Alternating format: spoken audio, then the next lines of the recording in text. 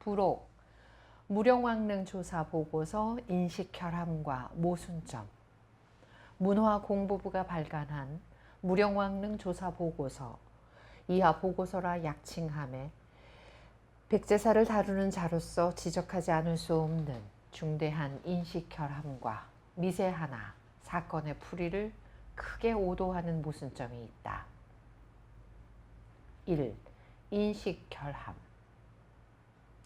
양의 국조 소가는 백제 동성제가 그 21년 산동반도와 회수유역에서 위 문제의 20만 대군을 격파할 때 그 군의 안전을 얻는 등 백제 식민지군의 엄호 하에서 자라난 세력이며, 그가 득국한 얼마 후까지 그토록 안위를 누릴 수 있게 된 것도 백제 식민지군의 음덕 하에서였다.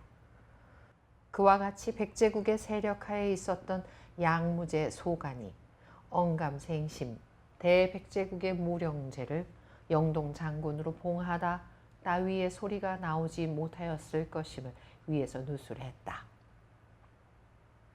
이러한 역사의 바탕을 규명하지 아니한 무령왕릉 조사단은 한인 사가들이 위작해 놓은 백제왕 사마를 영동 대장군으로 봉하다를 그대로 맹신해 무령왕에 대한 그릇된 인식으로서 이 고문을 조사 보고했다. 2. 노출된 모순. 보고서는 삼국시대까지 우리나라에는 묘지라는 것이 없었는데 이 고분에서 지석이 나온 데 대해 세상이 놀랐다. 처음 이것을 지석이라 했지만 왕비의 것을 보고 묘지가 아니요 매직권이라는 것을 알게 되다 했다. 그러나 거짓이나마 이 고분을 무령왕의 능이라 할 경우 그 석판은 훌륭한 지석이 된다. 묻힌 사람의 신분, 향년, 사망 연월일이 기록되어 있으니 말이다.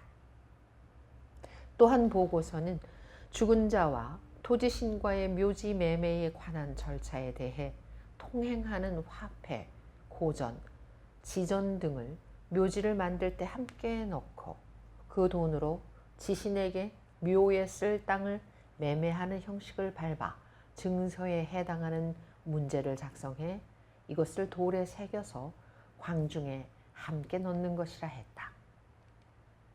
보고서가 말한 바와 같이 묘지를 만들 때 토지신에게 대가를 지불한다는 것이 죽은 자와 토지신과의 사이에 행해지는 거래 방식이라면 비보다 5년 전에 묻힌 왕의 지석에는 묘지를 샀다는 문건이 없으며 그 소위 무령왕은 그때 그 묘에 들어갈 수 없었을 것이 아닌가.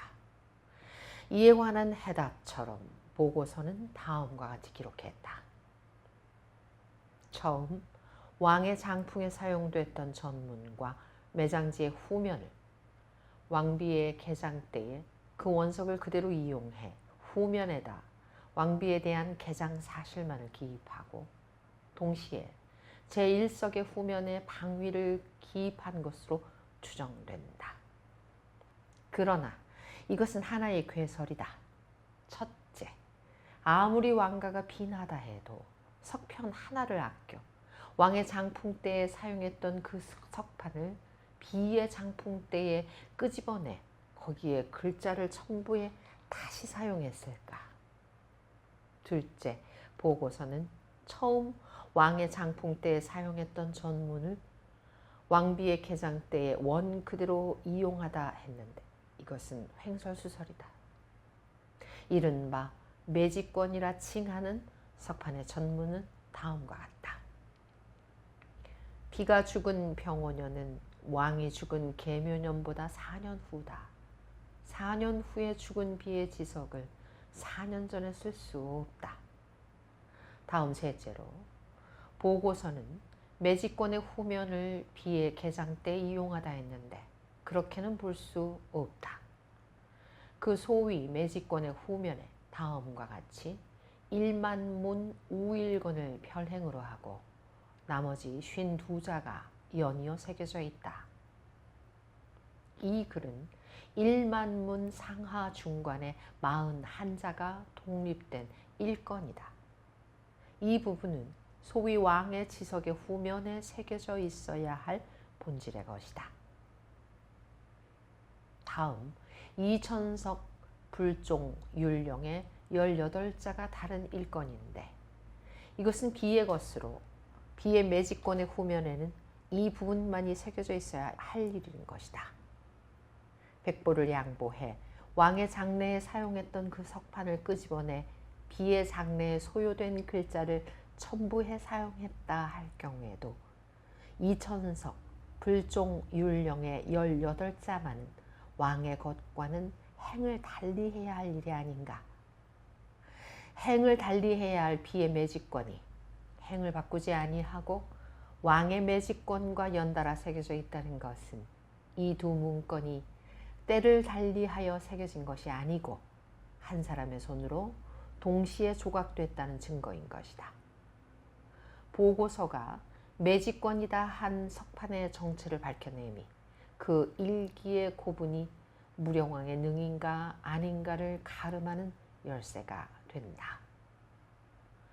영동 장군의 죽음에 붕자를 쓴 것, 좌난이 있다 하고 없는 것, 왕의 지석에 새겨져 있어야 할 문건이 비의 지석에 새겨져 있는 것 등등 이따위 석판은 심히 졸렬한 작자의 위작이다. 이것을 어찌 대백제국 무령왕릉의 지석이라 할 수 있단 말인가. 제2장 하북성 지군의 백제군국의 사적 배경 1. 하북성의 지형관 번조선의 멸망. 하북성은 황하의 북쪽에 위치해 있으므로 일컫는 지명인데 이 지구의 면적은 14만 제곱킬로미터로 한반도 넓이의 70%에 달한다.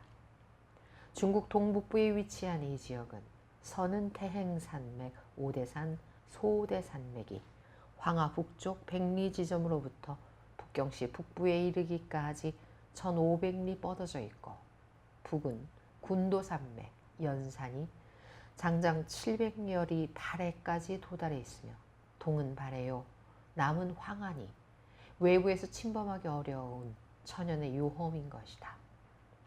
그러한 요홈에 진시황이 오늘의 산해관 지방으로부터 음산의 릉당을 따라 감숙성 임조에 이르기까지의 사이에 만리장성을 쌓아놨다. 오늘날 이 방면의 지형상 남만주 지방으로부터 하북성 지구에 들어갈 수 있는 통로는 오직 금주에서 산회관 사이의 400리 길이요. 북에서 들어갈 수 있는 길은 내몽고로부터 흘러내리는 난하, 영하, 및 산서성 지방에서 유입하는 백하, 내몽고로 통하는 몇 개의 장초지대뿐이다.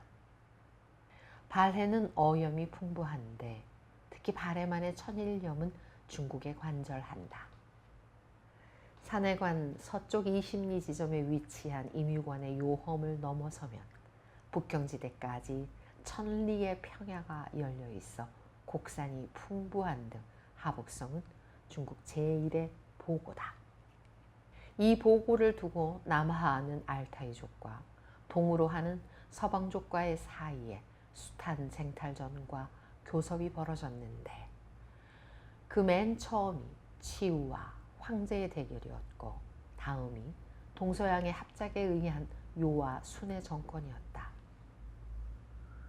우의 하나라도 처음 이곳에서 도읍하다가 그 중반 이후에 산서성 지방으로 옮겨갔으며 하북성 지방이 상고 중국의 도읍지가 된 것은 근 1000년이었다.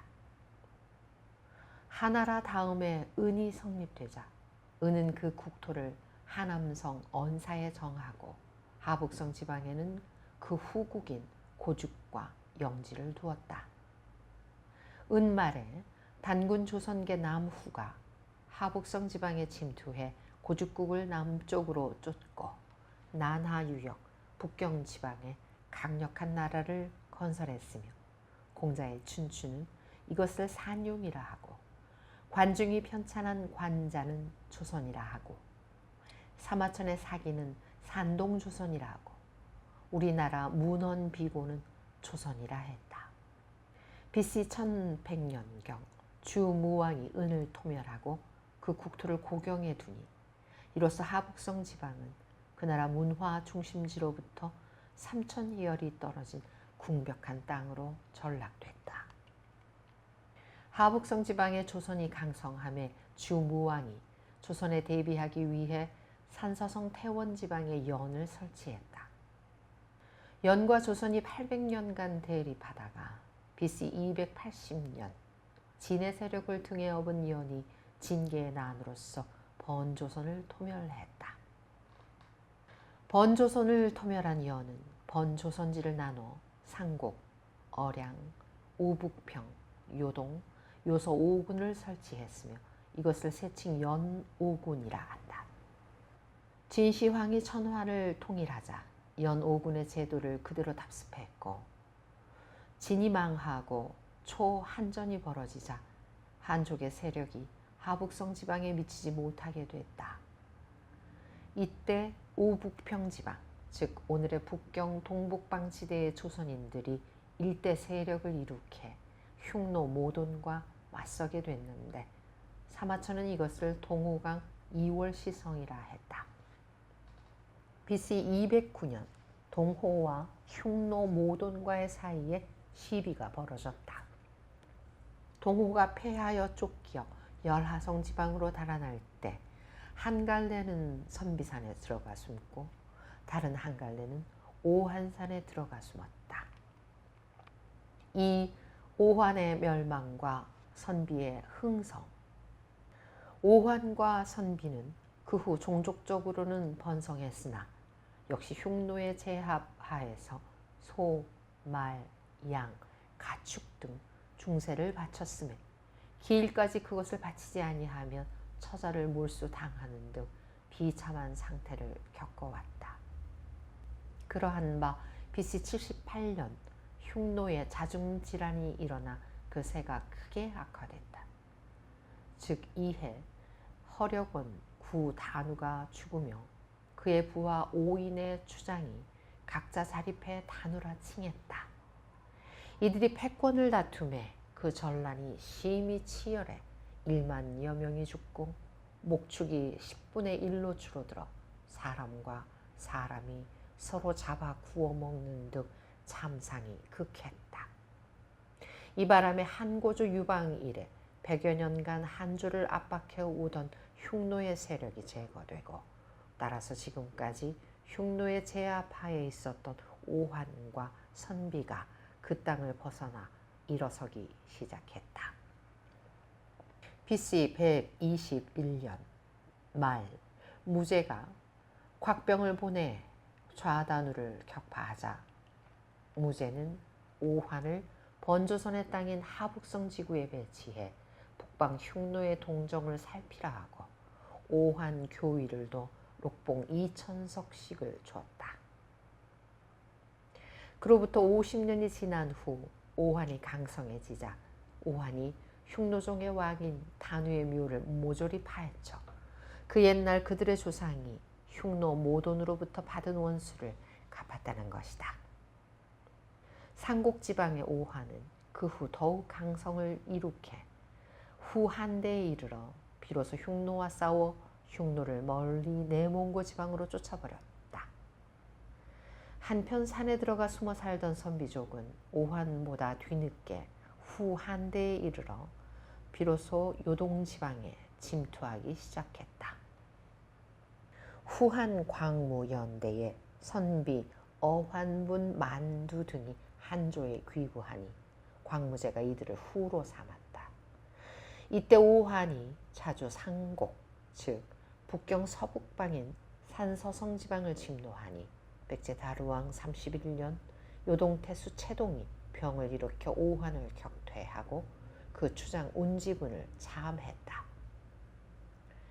산서성 지방의 흉노와 오환이 물러섬에 열하성 지방에 자리했던 선비가 대거 입주하였으며 이것이 후일 북위의 기초적 시원이 되는 것이다.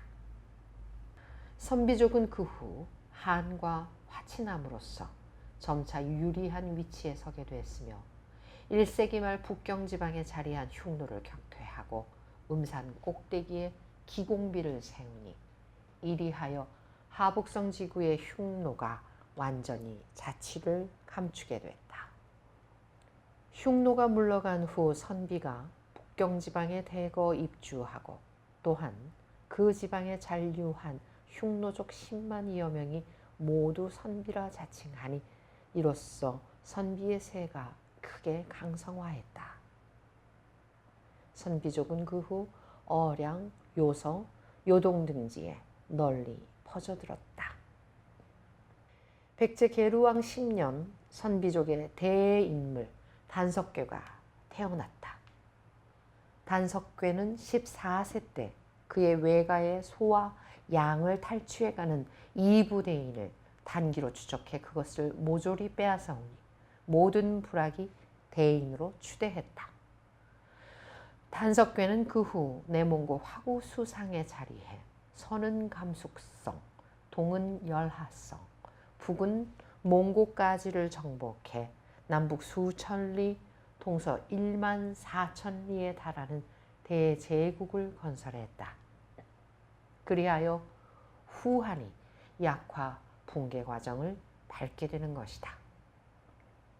한편 오화는 삭방, 상곡, 요서 지방에 침투해 각각 부락 수천 개씩을 갖고 칭왕하는 등 난립했다. 그러한 추장들 중에서 양돈이 더욱 강성했음에 그들은 양돈을 연합왕으로 받들었다.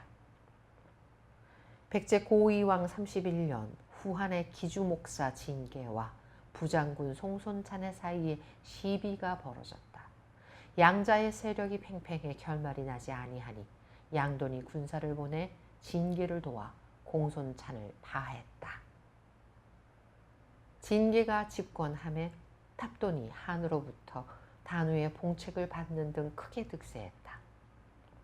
그 후 원소가 실각하고 소의 아들 상이 패하여 탑돈에게 달아나니 기주의 관원과 백성 10여만이 진계를 따라 오한의 강력으로 유입했다.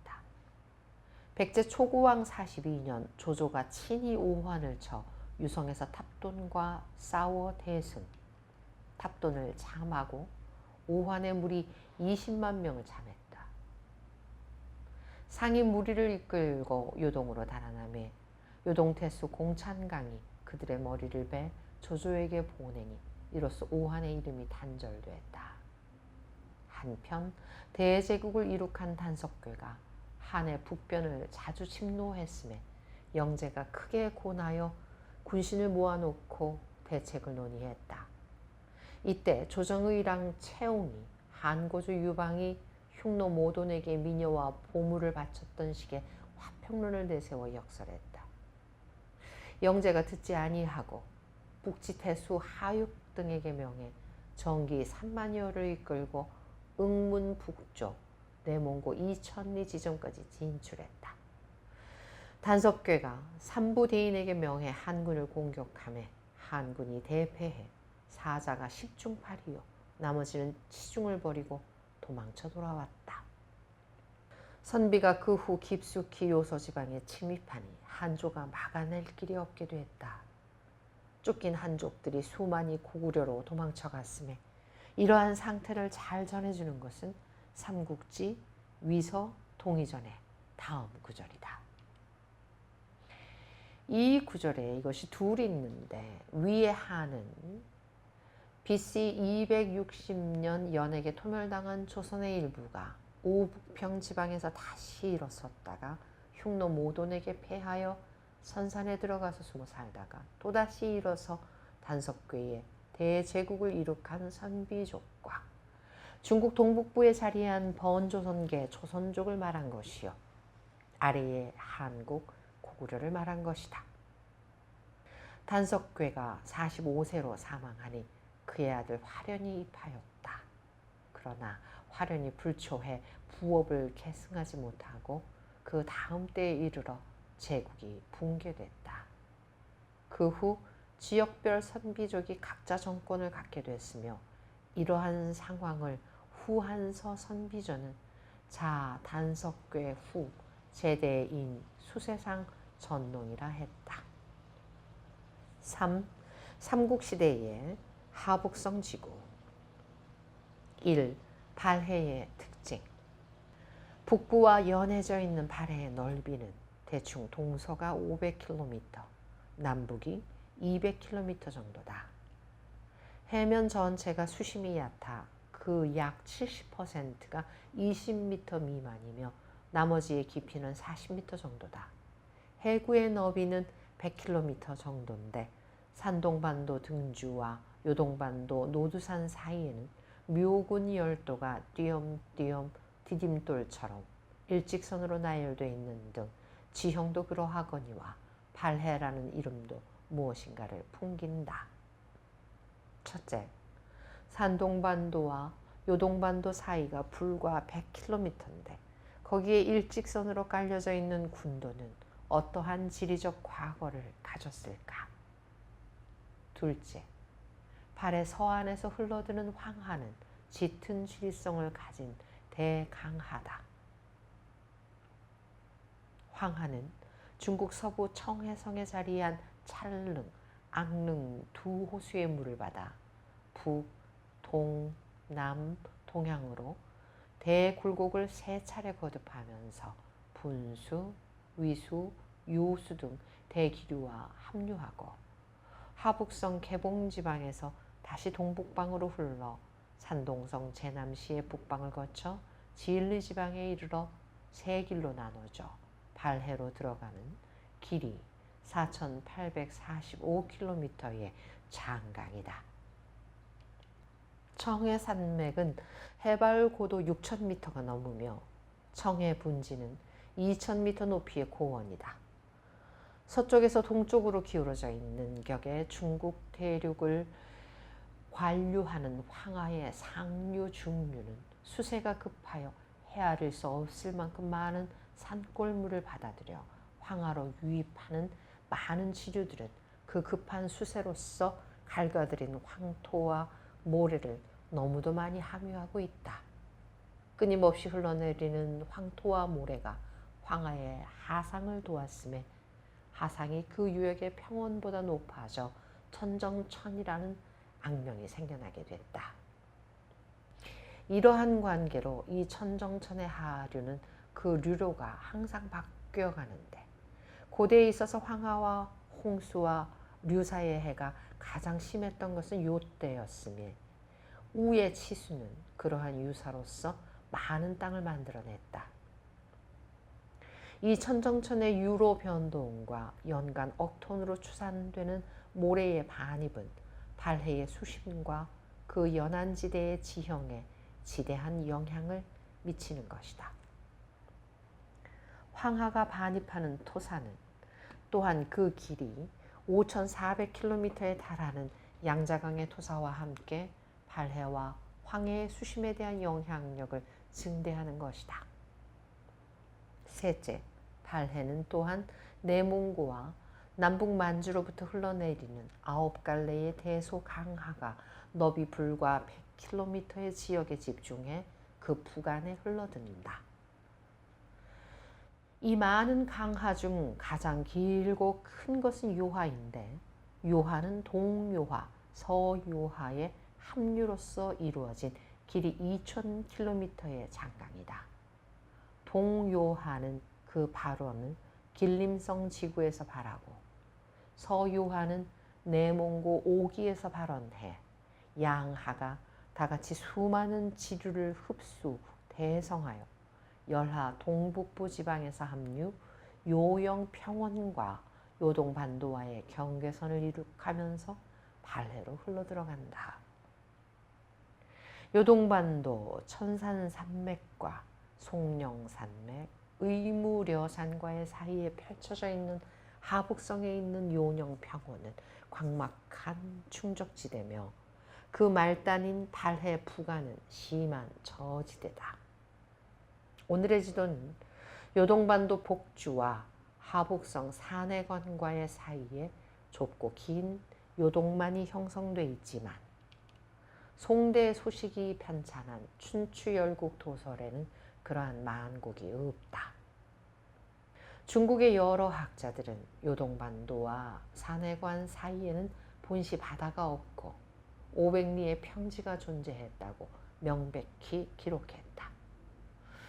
남만주 요녕평원에는 또한 위에서 말한 대요화 외에 열화성과 남북만주로부터 흘러내리는 동사하, 남사하, 대릉하, 소릉하, 쌍수포하, 대사하, 연대하, 대주하 등이 있다. 대요하를 합류해 9갈래에 달하는 이 모든 강하들은 후한 초기까지는 그 500리의 평지를 통해 발해로 흘러들어갔던 것이다. 이 500리 평지의 함몰. 오늘날의 지도상의 요동만으로 되어 있는 그 옛날의 500리 평지는 그 넓이 우리나라 경상 남북도 정도다. 그러한 평지는 일찍이 낙랑조선의 영지였고 한대에는 무제가 설치한 낙랑군지의 주요 부분이었다. 후하는 그 초기부터 170여 년간 지진이 계속되었는데 이 지진과 병행하여 폭풍과 대우가 수반되는 등 지표 변동이 심했다.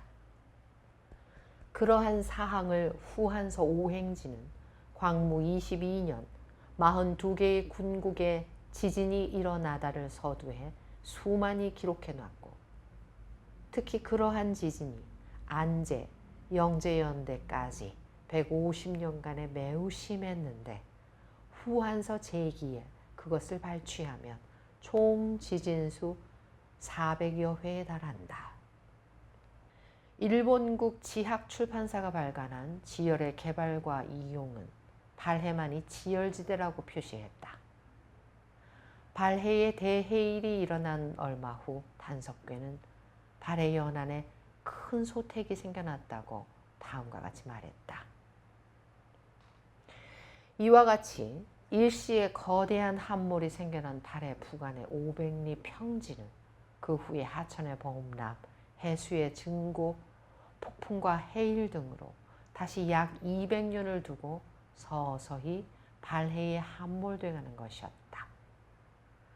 500리 평지의 대소택이 생겨난 근 50년 후에도 아직 많은 육지가 남아있어 단석괴가 간 20여 년 후에 공찬강이 그곳에 대방군을 설치했다.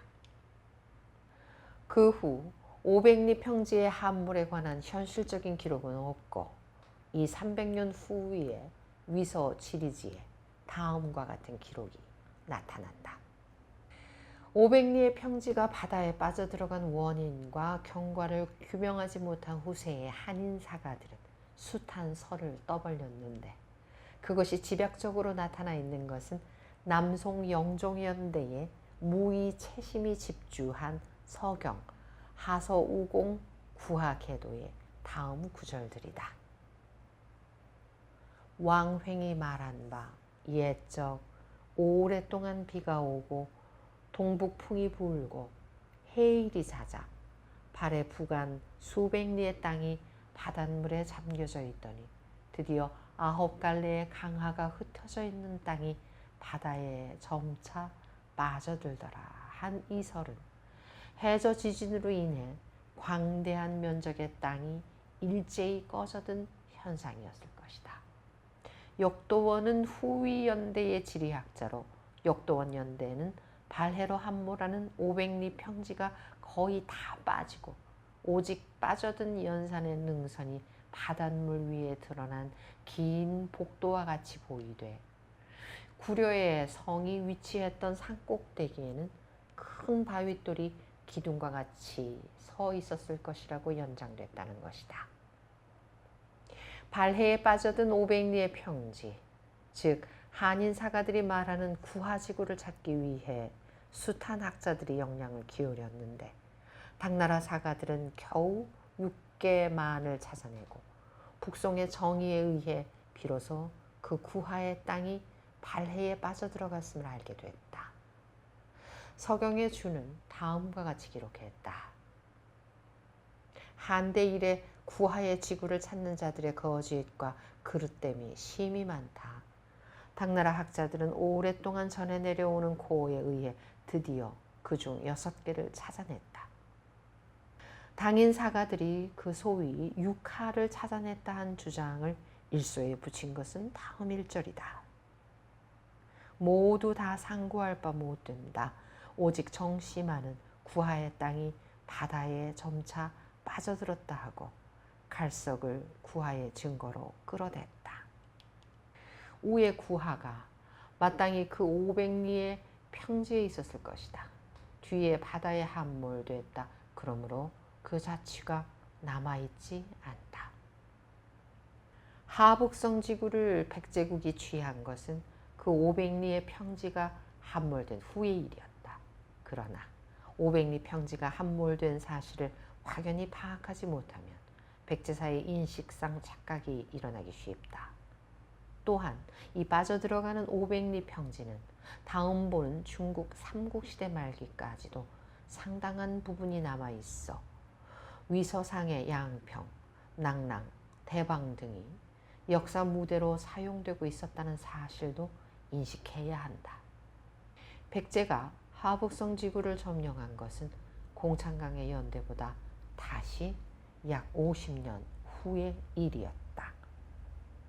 3. 중국 삼국시대의 하북성 지구.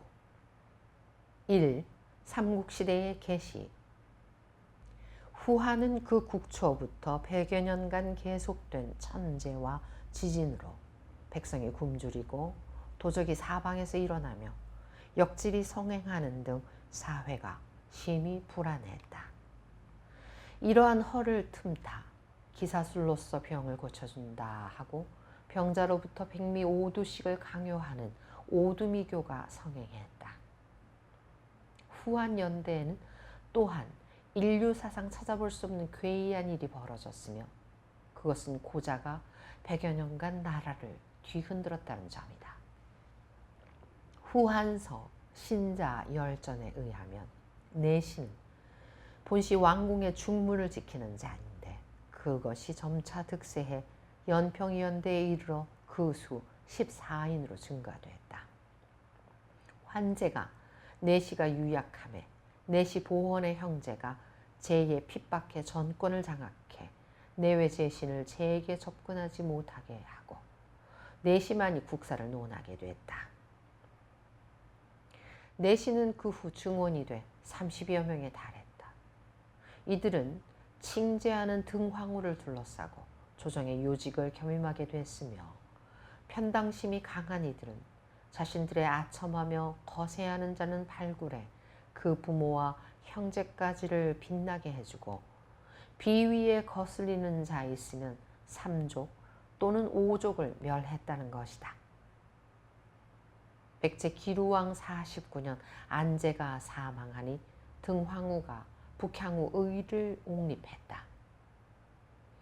그러나 3월에 입한 북향후가 9월에 사망했다. 이를 틈탄 내시 손정이 안제의 아들 제회왕 보를 옹립하니 이가 순제인 것이다. 순제를 옹립한 내시 손정은 내시 19인을 모두 후로 삼아 그들 번병의 세력을 더 한층 강화했다. 명제 이후의 후하는 실로 내시에 천하였다. 그러한 횡권이 100여 년간 계속되다가 백제 초구왕 49년 제가 34세에 사망하고 후계 문제로 궁중이 요란해지자 호분중랑 원소가 8월에 병을 일으켜 동서 양궁에 거하는 내시를 모두 살해하고 다시 내시를 모조리 색출해 노소를 불문하고 살해했다.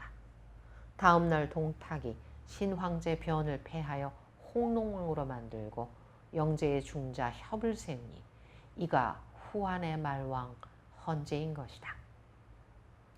원소가 환관과 내시의 종족을 멸하자 조신들이 해방돼 서로 다투어 일어섬으로써 그 세력이 일제의 3파로 나눠진 바 그 하나는 원소를 중심으로 한 원술, 공선, 유대 등 11인의 연합체다. 둘은 사공동탁의 세력이요. 셋은 조정이 내린 요동태수의 직을 받지 아니하고 귀양해 양병하는 조조였다. 이때 또한 요동태수 공창강이 재입해 요동왕을 꿈꾸는 것이었다. 후한 말에 그 모든 권신들의 쟁패전은 30년간 계속됐으며 동탁은 그 4년 만에 참을 당하고 원소는 그 14년 만에 자연사하고 아들 상이 입했다가 조조에게 토멸당했다. 조조가 헌제를 허로 옮기는 등 전권을 자행하니 유비가 일어서고 다음 강동의 손권이 나섰다. 백제 구수왕 7년 정월 조조가 사망하고 10월에 그의 아들 비가 헌제를 패하고 자칭 칭제하니 이로써 54년간의 삼국시대로 들어갔다.